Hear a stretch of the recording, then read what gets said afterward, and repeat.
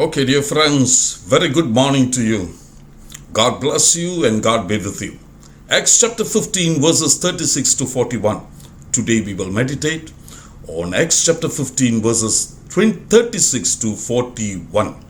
After the first missionary journey that is recorded in Acts chapter 13 and 14, we saw that Paul and Barnabas stayed in Antioch for some time. And it was during that time that some evangelists or preachers or believers came from Judea and brought about a little dispute or a confusion in the church in Antioch. They insisted on circumcision. Paul and Barnabas stood against it, and that brought about a dissension, a problem, a division in the church. And so what they decided was, let us go back to Jerusalem again where the apostles are and where the elders are, and let's solve this problem. And so the whole gang came into Jerusalem, the council was called, and it was decided the circumcision was not a necessity for salvation among the Gentiles, Jews of course included. Anyway, they wrote a letter and they sent a few leaders, namely Judas and Silas, known to be very credible leaders and believers. And the church was happy and everything was going on well. And yesterday I shared with you how there was lots of teaching and strengthening of the believers at Antioch at least. Now I believe everything has simmered down and everything is going on well, and Paul decided to visit the churches that has been previously planted, meaning in the first missionary journey. And so he called Barnabas, let's go back and visit the churches and see how the believers are faring or doing. And Barnabas said, okay, but the problem is Barnabas wanted to take his cousin, John Mark with him. And to that Paul disagreed. Paul's rationale was he abandoned us in the first missionary journey at Pamphylia, Perga, verses 37 and 38, you will read that. And why take him again? He's not fit to be a missionary. Probably it amounts to that. And so the contention, the Bible says, grew so sharp that they decided to part company. And the missionary journey still continued. Barnabas took John Mark, his cousin, and visited Cyprus, his hometown. And probably he continued from there. Paul took Silas. You remember Silas? One of the representatives that came from Jerusalem. He partnered with him. And they went to Syria and to all the churches that they planted in the first missionary journey. We will come to that later. Now, you'll read that in verse 40 and 41. Wherever they went, they were strengthening, teaching, and of course sharing the content of the letter that came from Jerusalem. John Mark, point of contention. Let us not be very quick in judging John Mark. We actually do not know what the context is and what the situation is and the nature of John Mark. Whatever it is, Paul was not happy with him.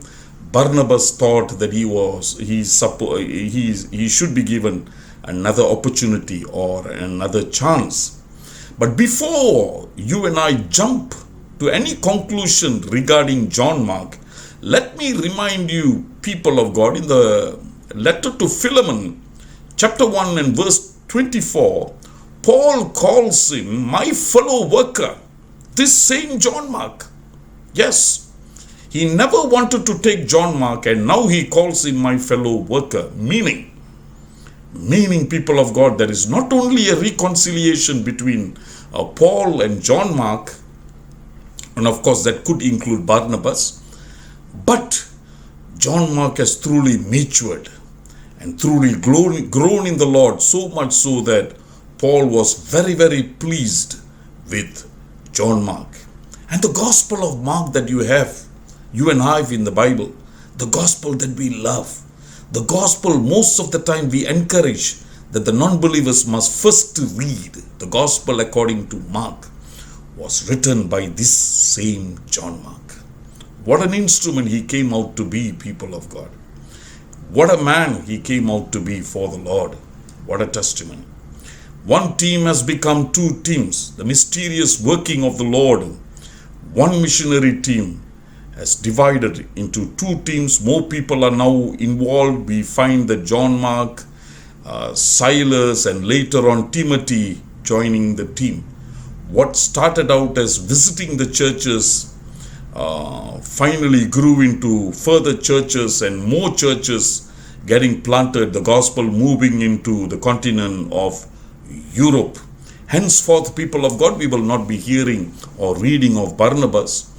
Not that he has stopped the ministry or he has ceased to do ministry. I don't think, knowing the nature of Barnabas and what he has done thus far, he would have ceased ministry.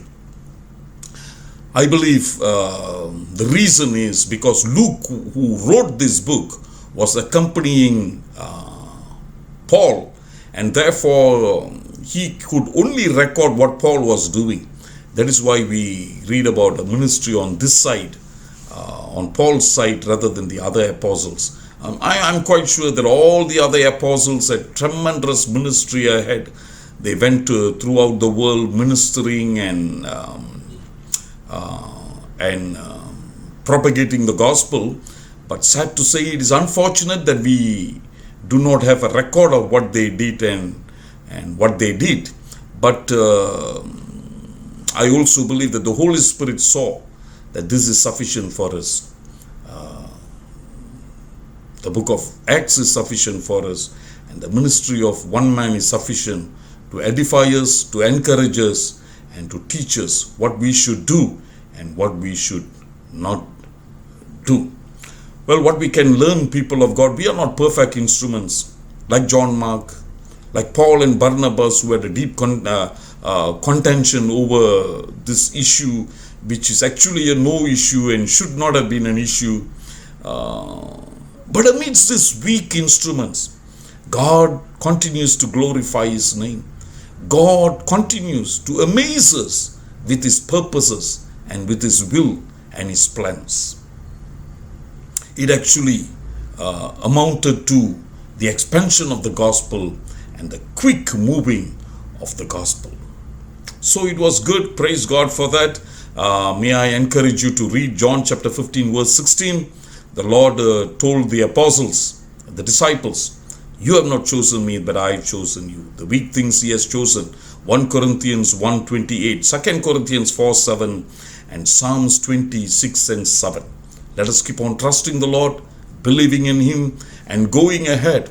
We are vessels of clay, cracks, marks, scratches, weaknesses. We are simply clay, people of God.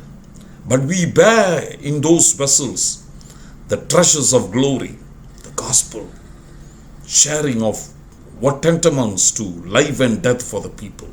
Amazing. So we keep on sharing, glorifying God, and the Lord saw it fit the weak should be chosen for His glory. God bless you, and God be with you. Amen.